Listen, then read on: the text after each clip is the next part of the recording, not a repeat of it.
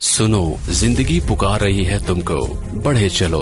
दी standard college, रोशन, पुरअज़्म और सेहतमंद मुस्तकबिल का अमीन। जिंदगी को बावकार तरीके से रवादावा रखने और नौजवानों के महफूज मुस्तकबिल के लिए स्टैंडर्ड कॉलेज ने ऑनलाइन क्लासेस का आगाज किया है, ताकि हमारे बच्चे तालीम की शाहराह पर गामजन रहें। गैर यकीनी हालात में यकीनी मुस्तकबिल। दी स्टैंडर्ड कॉलेज के साथ admission open. FSC, ICS, ICOM, FA, BS Zoology, Chemistry, Physics, Math, CS, IT, Economics, English, Psychology, BBA, BA, BSc, BCom।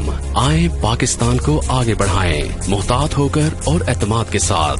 The standard college, girls campuses, Paris road, Hajipura road, Saidpur road Khichian, boys campus, circular road. आज हम अब देखें, absolute potential को मैंने define एक तरीके से कर दिया है कि the potential of some specific point in the field is known as the absolute potential. ये तो सिंपल इसकी डेफिनेशन है, लेकिन इसकी टेक्निकल डेफिनेशन, अगर मैथमेटिकल डेफिनेशन अगर आप करना चाहते हैं तो उसको यूं भी करते हैं मैथमेटिकल डेफिनेशन कि work done in moving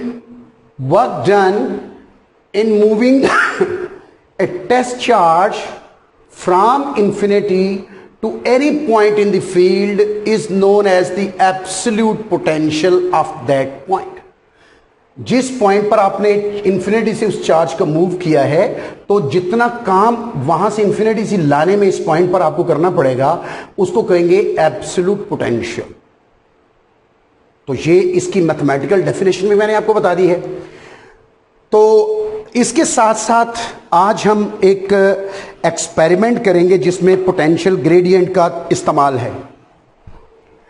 potential gradient से हमने एब्सोल्यूट पोटेंशियल निकाला है। अब हम पोटेंशियल ग्रेडियंट को यूज करके अगला एक काम करने लगे हैं और वो काम है मैं पहले ये ऊपर वाला खत्म करता हूं और उसके बाद ये जितना ब्लैक लिखा हुआ है सारे का सारा खत्म करता हूं, क्योंकि इसकी मुझे जरूरत नहीं है, ये आपने कर लिया है, इसलिए इसको खत्म कर देते हैं। ये आपको एब्सोल्यूट पोटेंशियल की समझ आ गई होगी, आई थिंक सो।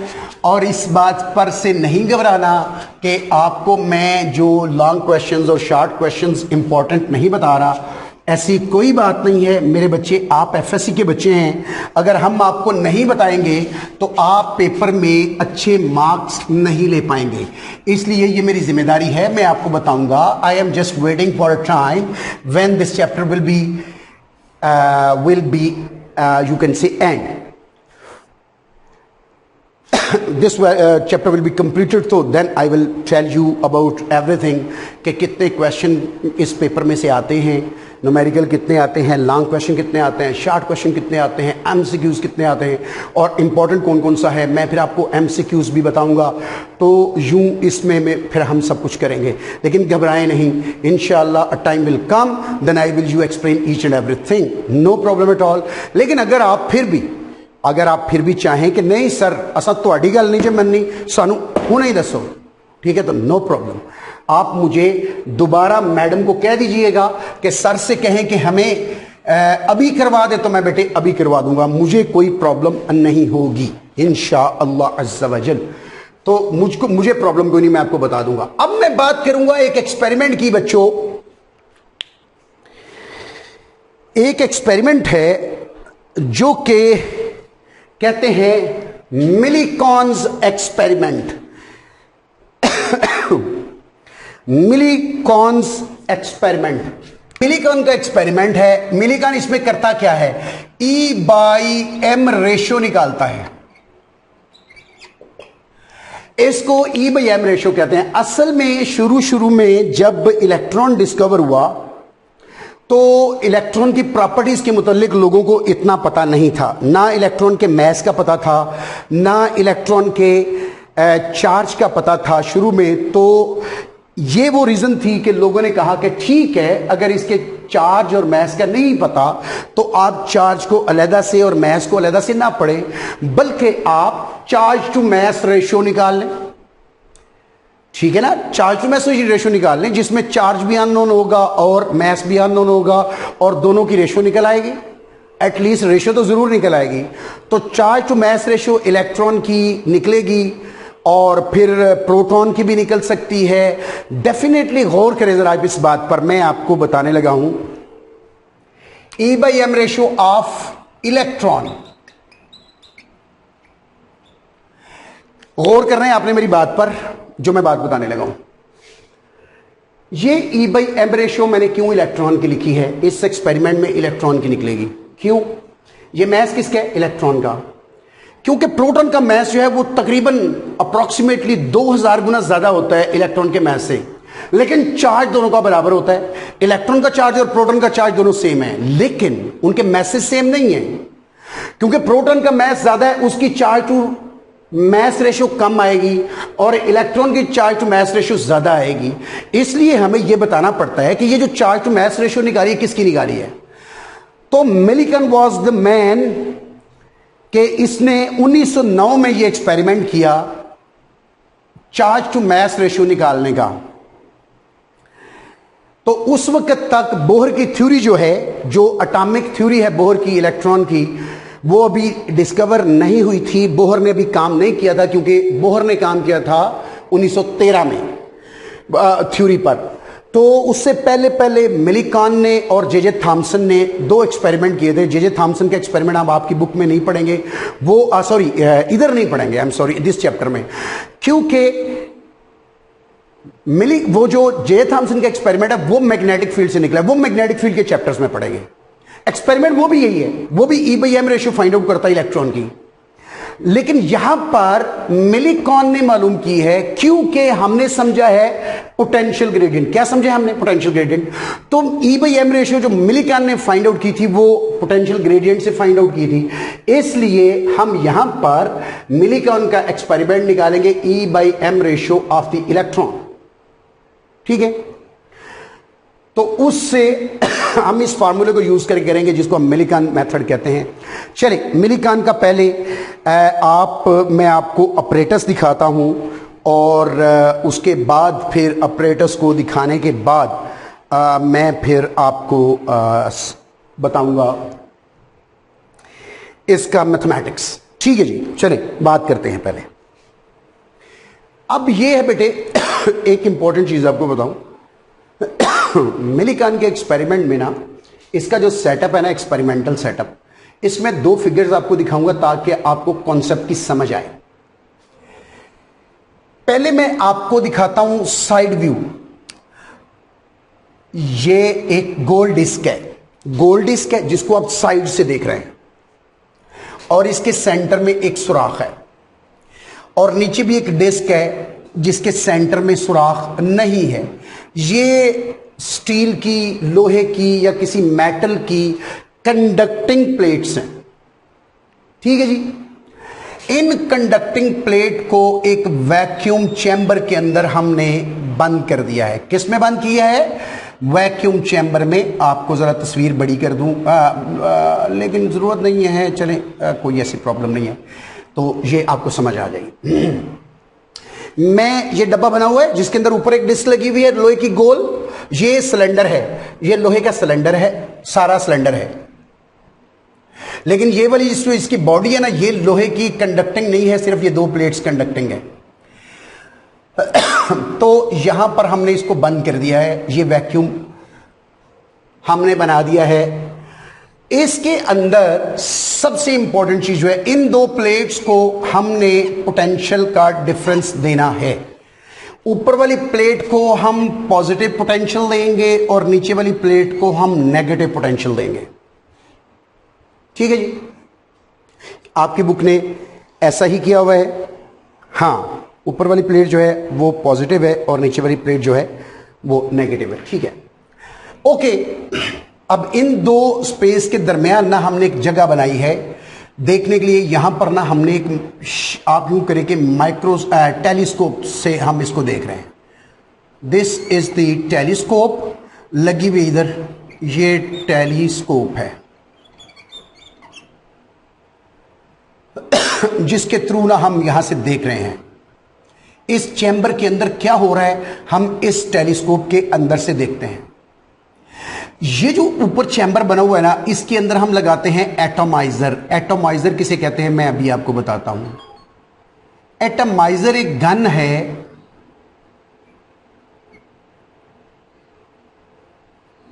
ये गन है जिसके अंदर, ये गन है जिसके अंदर ना ऑयल, केरोसिन ऑयल पड़ा हुआ है इसके अंदर।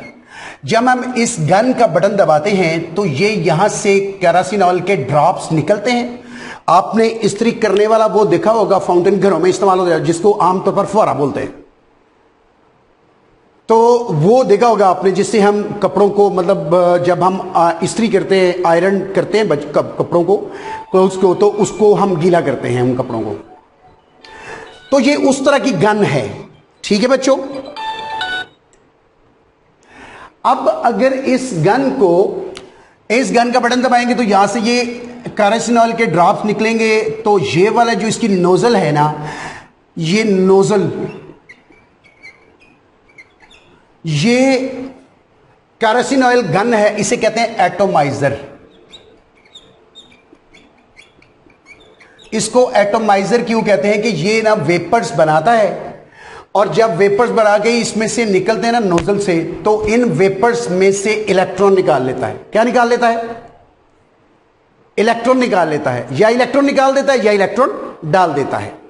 आप यूं समझे कि इनके ऊपर जो है ना नेगेटिव चार्ज आ गया है, या जैसे इनके अंदर वो इलेक्ट्रॉन डालेगा।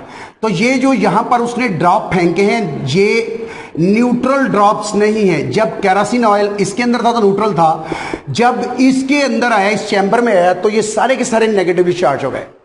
सपोज कर रहा हूं कि नेगेटिवली चार्ज हो गए। लेकिन ये एटम जो है, इसमें कोई तरतीब नहीं है कि हर एटम जो है सिंगली चार्ज है, यानी एक इलेक्ट्रॉन उसने इसमें डाला है एटोमाइजर ने, या दो। जिस तरह आप कंघी करते हैं, जब कंघी करते हैं तो आपके जो कंघी है उसमें से इलेक्ट्रॉन निकल जाते हैं, तो वो कंघी को किसी कागज के करीब करते हैं, उसे खींचना शुरू कर दो, तो कागज यानी रगड़ से इलेक्ट्रॉन्स निकल जाते हैं। तो जब ये फ्रिक्शन से इसमें आएंगे ना, तो इनके ऊपर चार्ज आ जाएगा, नेगेटिव चार्ज आ जाएगा। इनमें से कुछ ड्रॉप जो है ना, ये कुछ ड्रॉप ऑयल ड्रॉप्स हैं। क्या है ये ऑयल ड्रॉप्स हैं, ड्रॉपलेट्स हैं, ऑयल ड्रॉपलेट्स।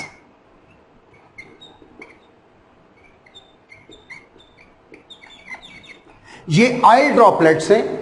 जब इन ऑयल ड्रॉपलेट्स में, ये बड़े बड़े होते हैं, ये आंखों से, जिस तरह धुंध नहीं होती, धुंध नजर आती है ना आंखों से, इसी तरह ये इसके अंदर धुंध होती है। लेकिन वो वाली, हमारी जो बाहर वाली धुंध होती है पानी की होती है, लेकिन ये वाली धुंध किसकी है? ये वाली धुंध केरोसिन ऑयल की है, मिट्टी का तेल। अगर आपने देखा हुआ, मैं बचपन में देखा हुआ मिट्टी का तेल, आजकल बच्चों ने नहीं देखा हुआ इसलिए कि आजकल घरों में नहीं इस्तेमाल होता। पहले ये मिट्टी का तेल घरों में इस्तेमाल होता था।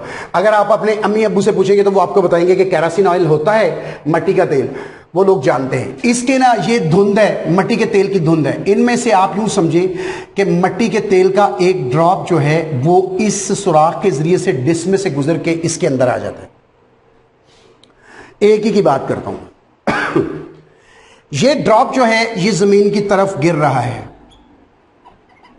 इसके ऊपर चार्ज क्यू है। इस ड्रॉप के ऊपर इसने जितने भी इलेक्ट्रॉन दिए हैं, 2, 4, 6 जितने भी इलेक्ट्रॉन दिए हैं, हमें नहीं पता, लेकिन इसके ऊपर नेगेटिव चार्ज आ गया है। इसका मैस जो है ना वो m है। ड्रॉप का मैस क्या है? m। इसके ऊपर जब ये जमीन इस ड्रॉप को खींच रही होगी तो इसकी ग्रेविटी, वेट की वजह से ये डाउनवर्ड मूव कर रहा होगा। सही है। हम ये सारा नजारा जो है ये टेलीस्कोप से देख रहे हैं कि एक ड्रॉप ऊपर से गिर रहा है, लेकिन अंडर वेट, क्योंकि ऊपर से जो भी चीज नीचे गिरती है अंडर वेट गिरती है। हम क्या करते हैं कि ये गिरते हुए ड्रॉप को ना, क्योंकि इसके ऊपर नेगेटिव चार्ज है, हम यहां पर पोटेंशियल को ट्यून करते हैं, मतलब ज्यादा करते हैं पोटेंशियल को, या पोटेंशियल स्विच ऑन करते हैं। यहां पर हम बैटरी लगा देते हैं। This is battery, positive negative, this is some battery and this is the variable battery. तो इस वेरिएबल बैटरी से ये जो आप पोटेंशियल पॉजिटिव इधर देंगे ना, अब क्या होगा, जब इधर पोटेंशियल आएगा ना तो इस इलेक्ट्रॉन को ऊपर की तरफ खींचना शुरू कर देगा। तो ड्रॉप तो नीचे की तरफ गिर रहा है, तो होगा असल में ये कि इसके ऊपर पॉजिटिव चार्ज आने की वजह से वो जो ड्रॉप नीचे की तरफ गिर रहा है ना वो स्लो डाउन हो जाएगा। उसकी स्पीड कम हो जाएगी। फिर आप इसका पोटेंशियल इस तरह ट्यून करें कि ये जो है इसके ऊपर की तरफ इलेक्ट्रोस्टैटिक फोर्स लग रही है। और इलेक्ट्रोस्टैटिक फोर्स को आप कैसे पढ़ते हैं? इलेक्ट्रोस्टैटिक फोर्स को पढ़ेंगे आप QE से। इलेक्ट्रोस्टैटिक फोर्स को किससे पढ़ते हैं? QE से पढ़ते हैं। इलेक्ट्रोस्टैटिक फोर्स अपवर्ड लग रही है, वेट डाउनवर्ड लग रहा है, या इन कुव्वतों के नाम आप यूं रख ले FE और इसको कह दे FG। तो हम यहां पर कंडीशन प्रोड्यूस करते हैं, क्योंकि हम माइक्रो टेलीस्कोप से देख रहे हैं, तो हम यहां से ना इसको ट्यून अप करते हैं और पॉजिटिव चार्ज इतना देते हैं कि वो ड्रॉप नीचे गिरता गिरता गिरता गिरता जो है ना रुक जाता है, स्पेस में मुअल्लक हो जाता है। उस वक्त क्यों हुआ है वो मुअल्लक? क्योंकि उसकी दोनों फोर्सेज जो है बराबर हो गई। FE किसके बराबर हो गया? FG के बराबर हो गया। यानी ग्रेविटेशनल फोर्स ग्रेविटेशनल फोर्स जो है ये इलेक्ट्रोस्टैटिक फोर्स के बराबर हो गई है। अब हमें यह पता है कि इलेक्ट्रोस्टैटिक फोर्स क्या है, इसके मुतालिक हम जानते हैं। इलेक्ट्रोस्टैटिक फोर्स जो है ये इसे कहते हैं, क्योंकि जो इलेक्ट्रोस्टैटिक फोर्स है FE जो है इसके मुतालिक पता है हमें कि ये QE के बराबर होता है। ये हमने कूलम्स लॉ में इस चैप्टर में पढ़ा था। और ग्रेविटेशनल फोर्स जो होती है ये वेट होती है, ये mg होता है। G is the gravitational field, m is the mass of the drop जो गिर रहा है। तो इन दोनों की वैल्यूज अगर इधर इस इक्वेशन में पुट करें, you will get the QEO is equal to mg। अब ये जो इलेक्ट्रिक फील्ड है यहां से देखें, इलेक्ट्रिक फील्ड की यहां से वैल्यू निकालें। अगर इन प्लेट्स का जो दरमियान में डिस्टेंस है, ठीक है जी, अगर ये जो डिस्टेंस है इनका यहां से लेके यहां तक प्लेट्स के दरमियान डिस्टेंस d है,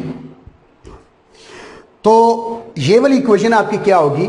हमने ये वाला पोटेंशियल डिफरेंस अप्लाई किया है, डेल्टा V पोटेंशियल का डिफरेंस अप्लाई किया है, और प्लेट्स के दरमियान डिस्टेंस कितना है? d। तो इस जगह पर d आएगा, तो आपके पास डेल्टा V किसके बराबर आ जाएगा? Delta V will be equal to the DE के बराबर आ जाएगा। अगर आप इस DE की वैल्यू जो है आपकी जो बुक्स हैं उनमें मेरे ख्याल में ये डेल्टा V की बजाय सिंपल V भी लिखा हो, इससे कोई फर्क नहीं पड़ता। ये डेल्टा V हो या V हो, ये पोटेंशियल का डिफरेंस है, याद रखें ये पोटेंशियल का डिफरेंस है। तो इसको आपकी बुक में, इस बुक में उन्होंने V शो किया हुआ है, मैं भी V शो कर देता हूं। और नेगेटिव साइन इसलिए नहीं लगाया कि नेगेटिव साइन का मतलब असल में डायरेक्शन होती है, कि पोटेंशियल ग्रेडियंट की डायरेक्शन जो है इलेक्ट्रिक फील्ड की डायरेक्शन के अपोजिट होती है, तो इसलिए इसमें नेगेटिव साइन इस्तेमाल नहीं हुआ। तो ये E जो है वो किसके बराबर आएगा? E आ जाएगा V/D के बराबर आएगा। तो इसमें फार्मूला में वैल्यू पुट कर दें तो ये आएगा Q, V पोटेंशियल आ गया over D is equal to mg।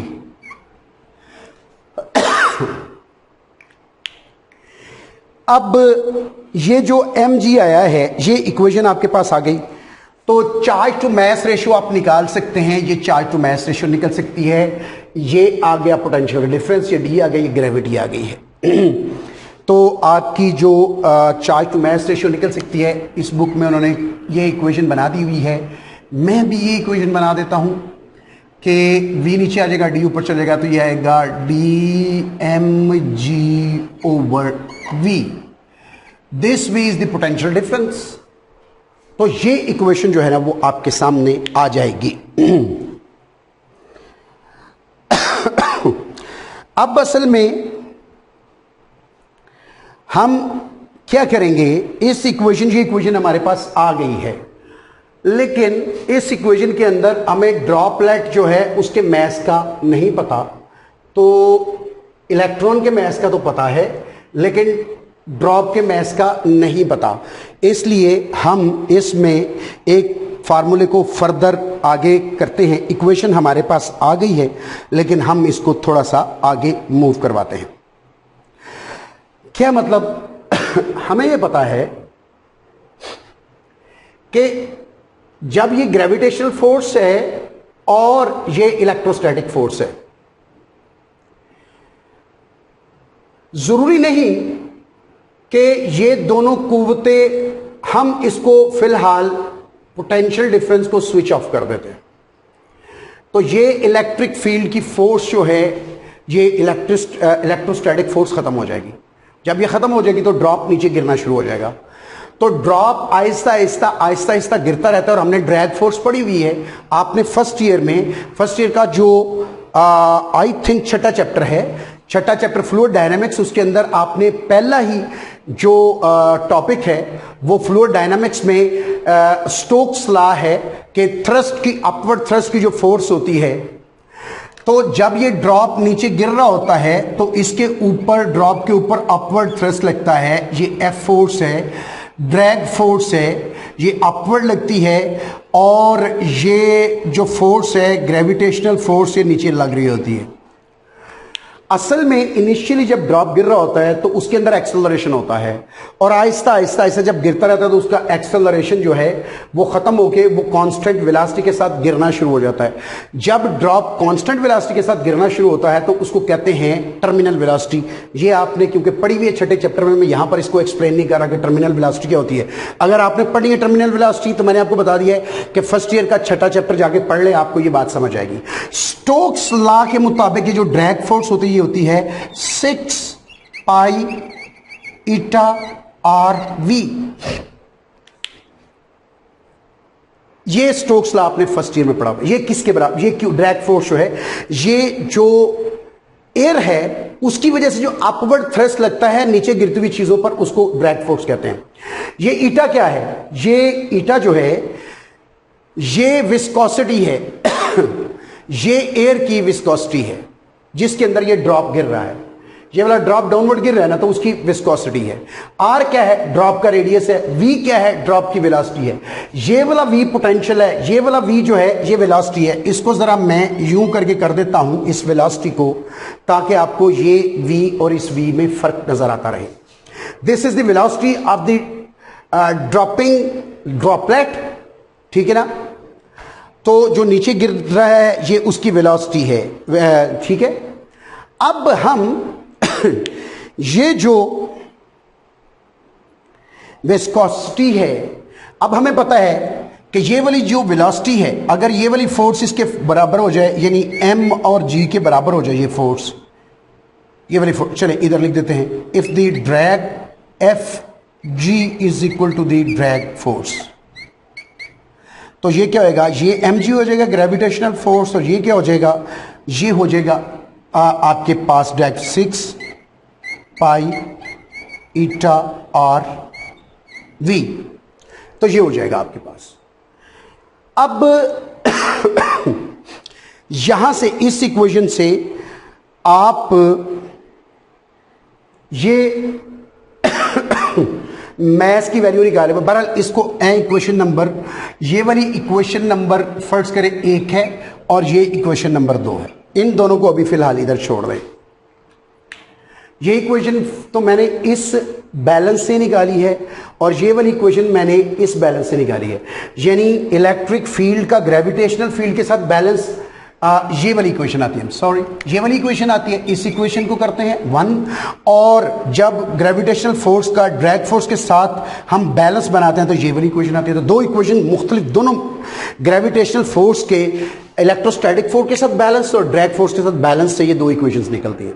उसके बाद हमें अब पता है कि किसी भी चीज की जो डेंसिटी होती है, ऑयल की डेंसिटी, ये किसके बराबर होगी, ये मैस पर यूनिट वॉल्यूम की होगी। ठीक है जी, ये मैस पर यूनिट वॉल्यूम है। आप देखें इन इक्वेशंस के अंदर कितने वी यूज हो गए हैं, 3 वीज यूज हो गए हैं। ये वी तो मैंने डिफरेंट लगा दिया, ये टर्मिनल वेलोसिटी के साथ टी भी लिख दे क्योंकि ये इससे बैलेंस हो गई, अब टी हो गई है टर्मिनल वेलोसिटी। ये वाला वी जो है, बल्कि इसको ये वाला इसका कुंड उतार देते हैं, इसको तो हम टी कह देते हैं, वी टी कह देते हैं ताकि डिफरेंस रहे। ये वी टी है और इसके ऊपर ये वॉल्यूम लिख देते हैं, दिस इज वॉल्यूम। ये पोटेंशियल का वी है, ये वेलोसिटी का वी है और ये वॉल्यूम का वी है। ध्यान से ये 3 वी है। और इस बुक, ये जो बुक है, ये जो नोट्स के लिए बुकें लोग लेते हैं, इनके अंदर तीनों में 2 में तो कम से कम फर्क इन्होंने इस बुक में नहीं लिखा हुआ। पोटेंशियल और वॉल्यूम के लिए सेम सिंबल इस्तेमाल किया, जो कि कंफ्यूजन का बायस बनता है। ध्यान से मैंने तीनों के वी डिफरेंट कर दिए हैं। ओके जी, तो अब आपके पास ये मैस किसके बराबर आएगा? Mass will be equal to the rho और वॉल्यूम। अब किसी ड्रॉपलेट, ये जो ड्रॉपलेट नीचे गिर रहा है, ये इसका मैस है, ये इसकी डेंसिटी है ड्रॉपलेट की, ये उसका वॉल्यूम है। तो वॉल्यूम किसके बराबर होता है? वॉल्यूम बराबर होता है किसी भी चीज का वॉल्यूम, जो स्फीयर होती है उसका वॉल्यूम जो है ये किसके बराबर होता है? ये होता है 4/3 होता है, यस 4/3 पाई आर क्यूब होता है। तो ये जो है आपके पास वैल्यू आ गई। तो इधर इसको पुट कर दे तो ये मैथ किसके बराबर आ जाएगा? जाएगा रो 4/3 पाई आर क्यूब। तो ये आपके पास एक चौथी इक्वेशन बन गई है। This is the third equation. This is the third equation, ठीक है जी। तो इस थर्ड इक्वेशन, अब ये जो इक्वेशंस हैं, मैं इस इक्वेशन में से जो मैंने मैथ्स की वैल्यू निकाली है सेकंड इक्वेशन में पुट करता हूं। ये वाली मैथ्स की वैल्यू जो निकाली है ना, मैं इधर पुट करता हूं। तो ये आपके पास क्या आएगी? यानी तीसरी से दूसरी इक्वेशन में पुट करने लगा। तो ये आएगा rho 4/3 pi r cube and then g is equal to 6 pi eta r v t. ठीक है जी, ये आ गया। अब एक आर इससे कैंसिल हो जाएगा, तो ये 2 आर बाकी रह गए। ये पाई पाई से कैंसिल हो जाएगा।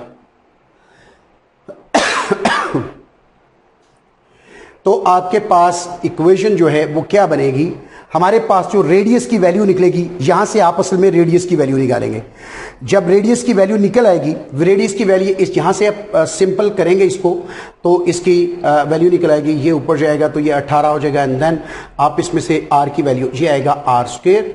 और ये देखिए यहां पर बच गया 6 है, ईटा बच गया है, वी टी है, और ये रो नीचे आ गया है, और 3 जो है ये ऊपर चलेगा, 4 नीचे आ जाएगा, ये 4 आ गया, ये 18 हो गया।